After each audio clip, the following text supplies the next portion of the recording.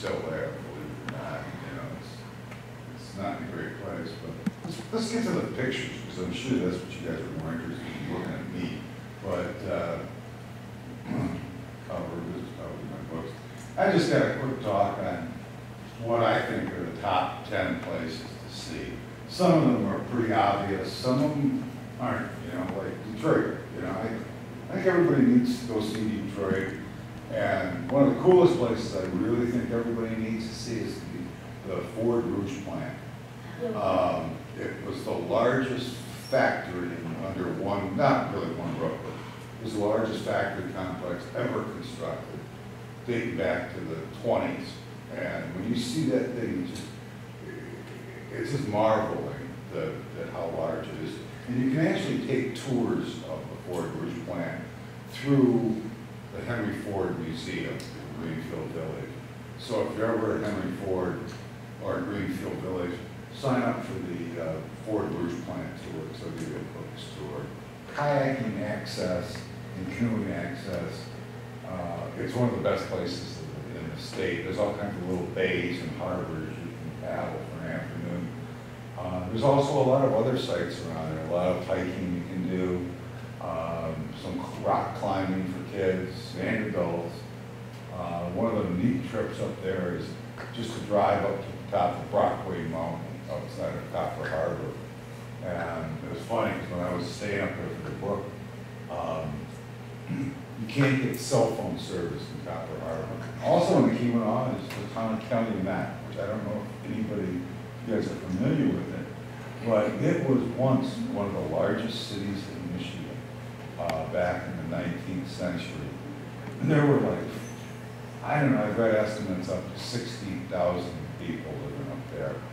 And it was also one of the ports of entry for a lot of Michigan natives who came from the Scandinavian countries because they came to work in the copper mines. And instead of going through Ellis Island, they just came right to the Keweenaw. Really started back in the 1840s, that's when we first started mining, copper mining up there. Keweenaw is known for its snow. This is their snow gauge. I always love that picture because it's like, I can't comprehend it. You know, you guys here in Kalamazoo get a ton more. I live in southeastern Michigan. You guys in here in Kalamazoo, it's always snowing in Kalamazoo. But the other top place to me is the Asaba River. It's in the heart of northern Michigan. If you're looking for just a great experience, to take a family on a float trip, it's really great. It's awfully popular, but in my paddler's guide, I've got a lot of alternatives on how to paddle the Asaba without running into crowds. One is if you own your own boat, you know, you can always get your car spotted, and you can take the trip you want for the number of hours without relying on these liveries. And what the liveries try to do is to try to hurry you up on those trips, because it's all about their schedule when they drop off people and pick up boats type of thing. But just with a little thought, you can have a one. All right, the bridge. Every kid's got to see the bridge. I just threw that in because I mean, when I was very young, I had some relatives in UP, and I remember taking a ferry across. And I remember when the bridge opened in '57. And it was like, that was really a huge deal, because until that time, the Hubers might as well have been Wisconsin cheeseheads or something, you know. It was just very difficult to get across.